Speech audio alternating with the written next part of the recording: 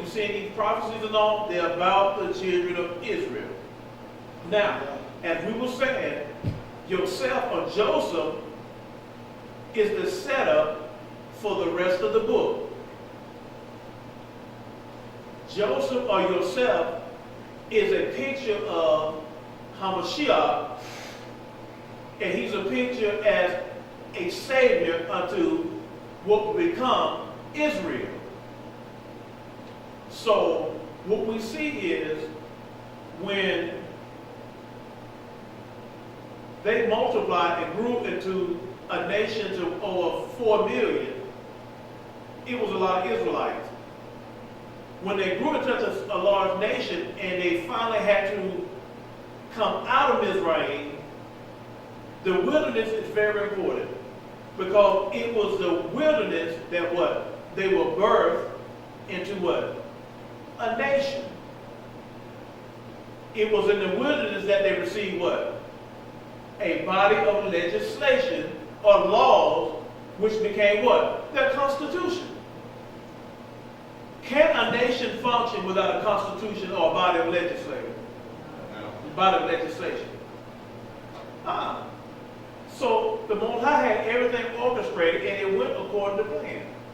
So when we see that, if they were birthed into a nation in the wilderness, what was the birthing canal? What was the womb that they come out of? It was Egypt, or Mizraim. It was Mizraim that they were birthed into a nation. So, when we start looking at the wilderness, the first thing we have to do is let's deal with natural science. I think Moray Salabah touched on a little bit last week and how when a woman is impregnated and she begins to conceive, there are trimesters that she goes through. Do you not know when a woman first gets pregnant and she begins to go through the process? Do you know her body will give off false signals or contractions, and it'll make her feel like she's contracting or getting ready to have the labor or going to labor? And she's not even having contractions. They're not real contractions. I think my mother and my grandmother used to call them back in the day. I never knew what they meant till I got grown. Are y'all familiar with the term Braxton Hicks? Who? Yeah. Braxton Hicks. Those are called false contractions in the medical field. And they feel like real contractions. I'm talking like I do, but y'all but just going off the word of what you hear women say, they feel like real contractions. Right. But ask yourself, why would that happen? Why would she get false contractions? Because Yahuah's will is divine and everything serves a purpose. Thank you. It's getting her ready. It's prepared her for what's going to happen later on. It's getting the woman ready mentally and physically for when it's time for her deliverance. She's familiar with, she will know. If it happened way back here and there were false contractions, it won't be out of the blue all of a sudden a baby's coming. She will automatically know, you know what, my term is due, I'm due. My term is here. It's time for me, I'm getting ready to go. Let's say, Gabar, get the call. We got to go to the hospital. My water's broken. I'm fixing to have a baby. Because now the real contractions are coming. But you know what? Now that the real contractions are here, guess what? She knows. She knows she's getting ready to live because she's already had the false contraction. They got in the mindset. She knows what to expect and what it's going to feel like. Yeah, you know, Maury, that makes sense. I mean, because she's not panicking because she already knows. She already knows. I'm the one that. But the man is panicking. Oh man. Well, she already. The woman just to calm. She's a little anxious because she want to get that in time because she knows Right. that the baby is soon to come. Right. But because the man doesn't experience that, he's just all disarrayed, just sporadic and all over the place. And so that's why you have what's called Braxton Hicks. It's to start preparing you. And so now what you see is, it is so much to get through if I get into the lesson. Hold on. Now what you see is, when that child is in it goes through the stages of human development, especially when infant development, that baby, when it's in the beginning stages, it's comfortable. The mother is comfortable. But as that baby begins to grow, now, let's go back. When Israel went down into Mizraim, they went down in how many number? 70,000, something like that. You're right, 70, right? They went down there, small in number, 7. What size were when they got to come out? It was over 2 million. Right. It was over 2 million. Now, could you imagine going in a place so small that you've been so fertile and multiplied so till you've increased equally or above the people whose land you went in?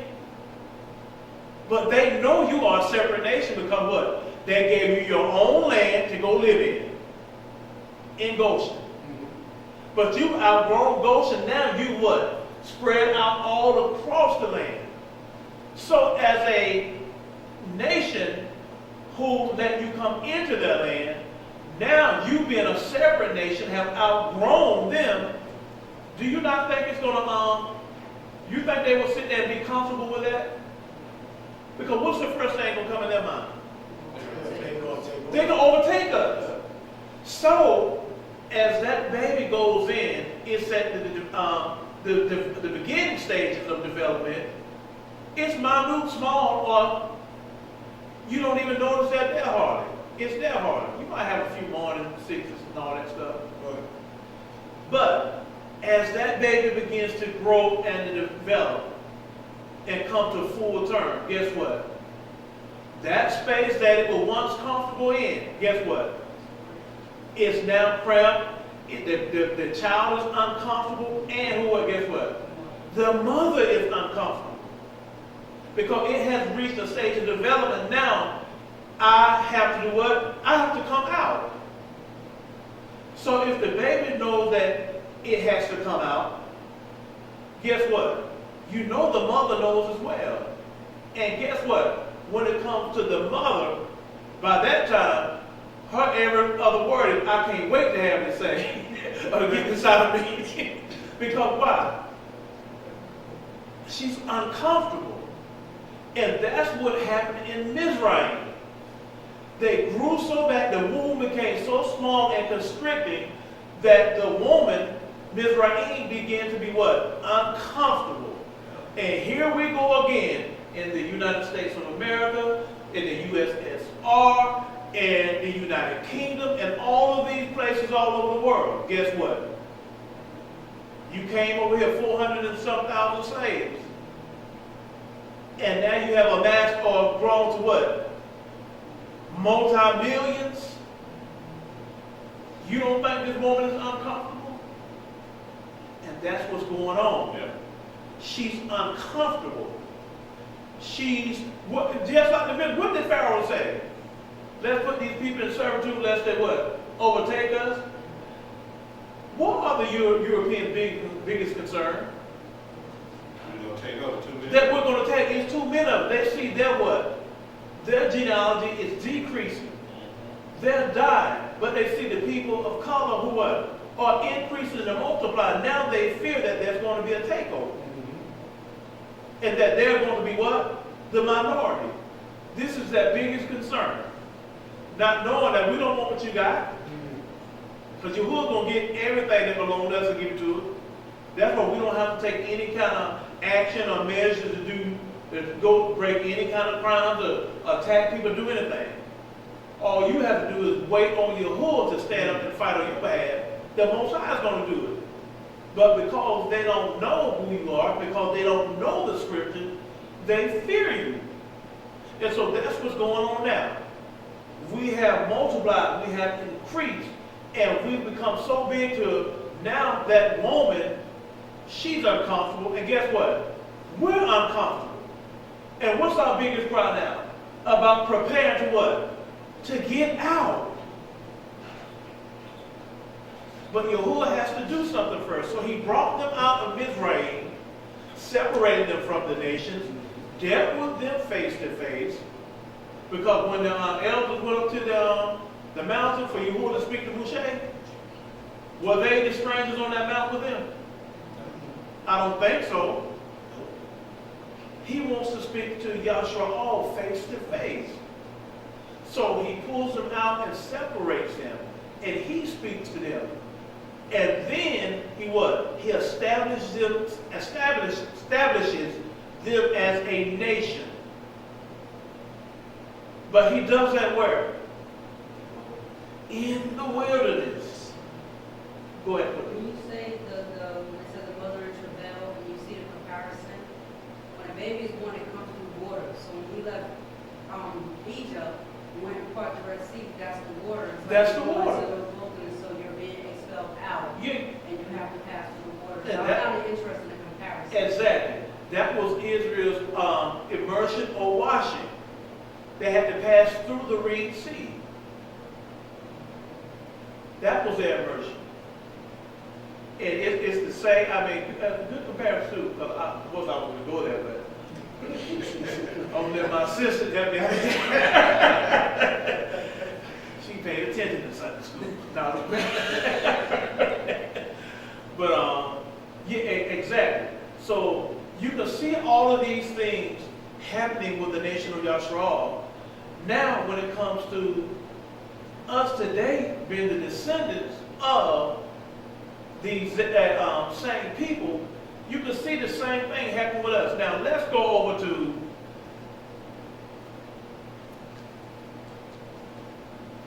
you didn't finish reading, did you, so? Oh, Deuteronomy 30. I think he was at verse 5. Verse 5, yeah. Finish.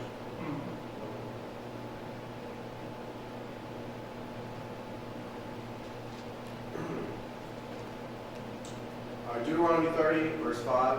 And Yahuah thy Elohim will bring thee into the land which thy fathers possessed, and thou shalt possess it, and he will do thee good, and multiply thee above thy fathers. And Yahuah thy Elohim will circumcise thine heart and the heart of thy seed, to love Yahuah thy Elohim with all thine heart, and with all thy soul, that thou mayest live. And Yahuah thy Elohim will put all these curses upon thy enemies, and on them that hate thee, which persecute thee. Okay, so Yahuah to do what? Put all of the curses that he had on the nation of Yashra'al for their disobedience. He said he's going to put them on who? Your enemies and those that what? That hate you. Now, that's very important. I'm not saying it's important because they're going to put curses on your enemies. I'm saying it's important because Yahuah keeps telling you all throughout this book, you have what? Enemies. But for some reason, the nation of Yashra'al, the real nation of Yashra'al, Love everybody. yeah, they love everybody and just want to get along with everybody and don't think they have what? Enemies. How is it that you read in the book, the Heavenly Father himself, Yahuah, keeps telling you throughout the book, you have enemies. But for some odd reason or another, we just keep saying we don't have them. You know why you take on that mindset? Because you don't know you're a nation. The only way you can take on that mindset is to not know that you are an actual nation. And because of assimilation through captivity, how we assimilated to all of these nations and took on their culture, by your history being stolen or hidden, you can't see that you are a nation. They cause you to believe that you're British, American, Scandinavian, what's some of the other nations? But y'all don't get that. You're everything but Israel.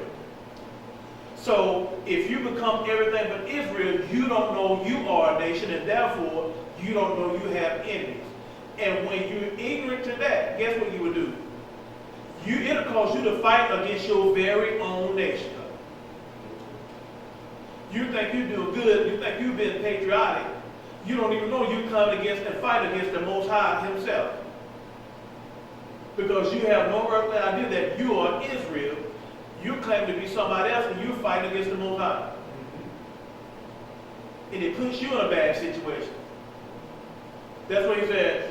Although you walk hand in hand with them, you shall what? The wicked you shall not go unpunished. Right. Then he said, if you be caught with them, you shall be surely thrust through. Sure. Because Go ahead. what I was going to say was that goes back to Revelation 18, where he says goes back to talking about come out of her, that ye be not partakers, and you don't receive her plagues or her judgment. So that goes back to what you were saying. If you're found with her, then you're going to receive those same punishments. You're going to receive the same punishment. And this is why it's important that the so-called African American, Afro-Latinos, those of the West Indies, all those are descendants of those that came through the transatlantic. It's very important. It's imperative that you wake up, realize who you are, and turn your hearts and minds back into the Father. And if it's anybody outside of that, and you choose to follow with Israel, you need to have the same mindset to change your mind and fall and submit to the teachings of the Most High, Yahuah, Mashiyach, Yahusha, and follow them as well. Because this is what gets us in trouble. So when we see that, we see they come out of bondage, they go into the wilderness, he establishes them as a nation. But something has to happen before he takes them into where? The land which was what? Promised to them. The land of what? Their forefathers. So what has to happen to them before then? So what? Contract? What? Not the contract.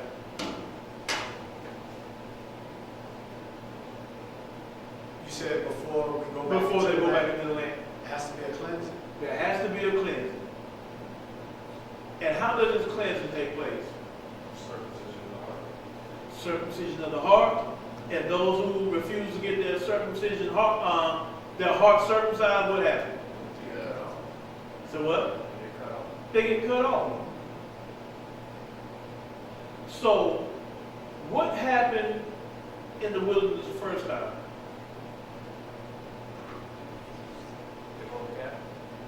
The golden calf. What happened before then? As far as the brain, before that. Because remember, before the golden calf, We wandered for 40. yeah, they wanted for a long time, but before the golden calf, what did he do? He tried to deal with their heart. How do we know he tried to deal with their heart?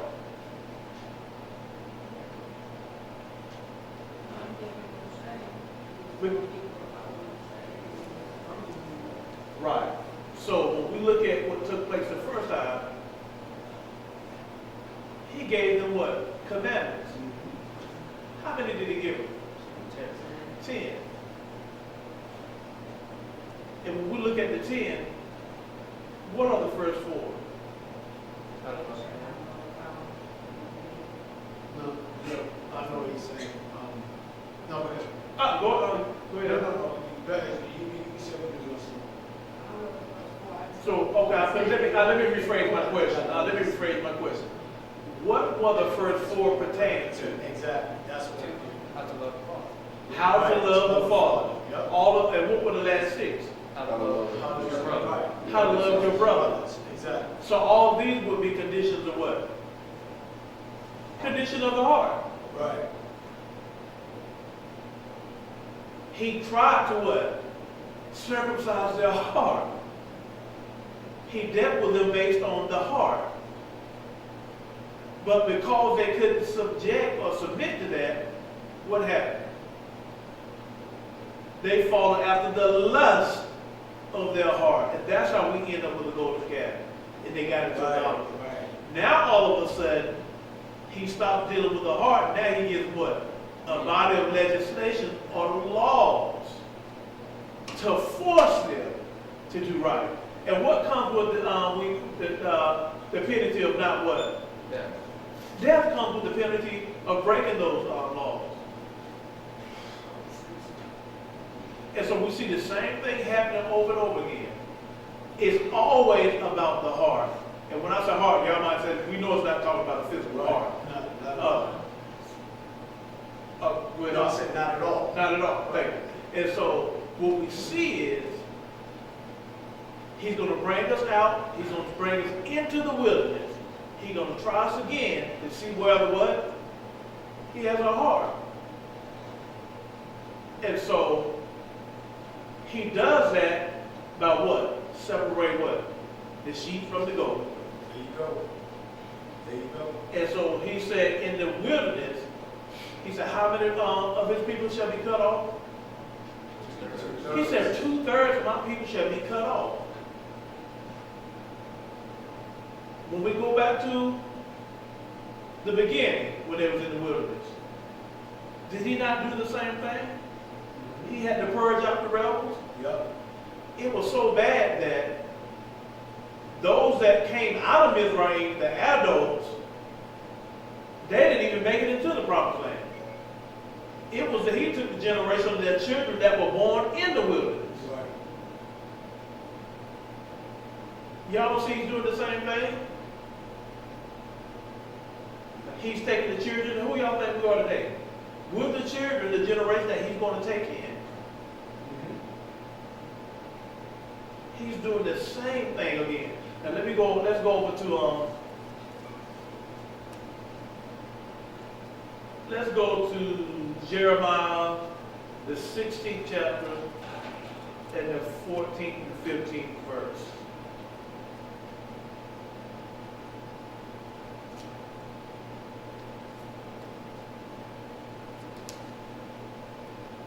Who has Zarza can to get that? Rob Aloof, Kizgael get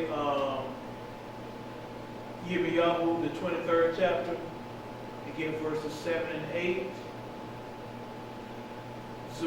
Yahuah get Kizgael or Ezekiel, the 39th chapter, verses 27, 28, and 29.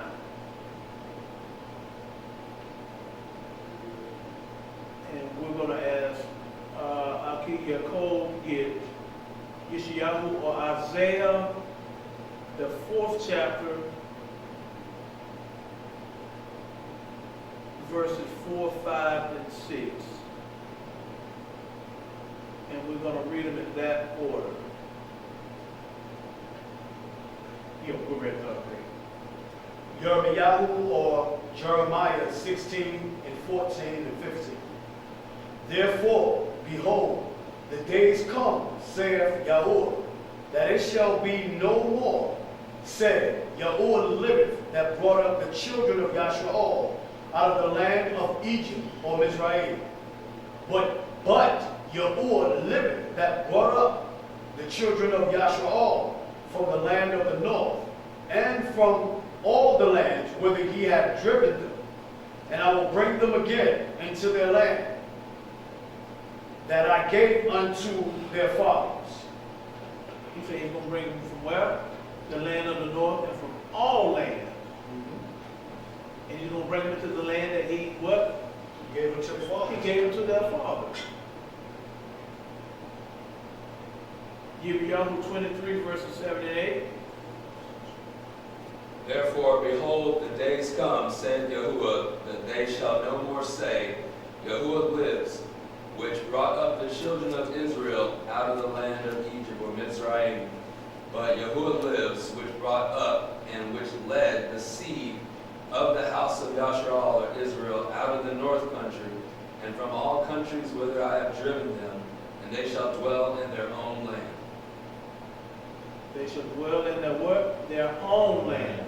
So the nation of Yashra'al have a land. They have their own land.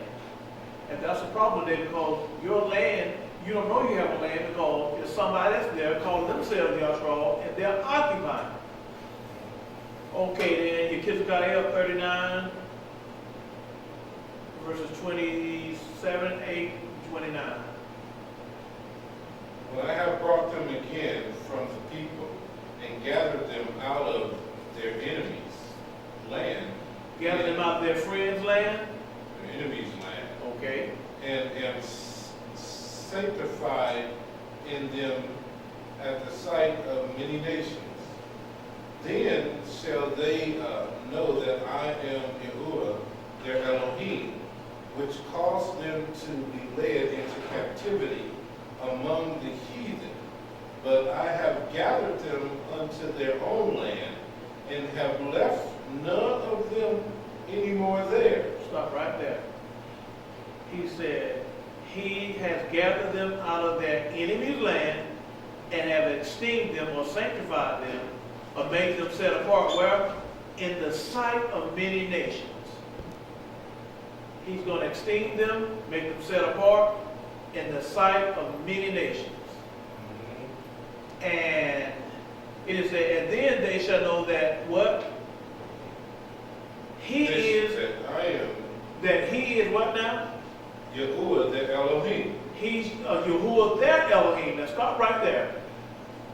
Let me ask you a question. What's the scripture is this where he's reading? That's Ezekiel 39, 28. 29.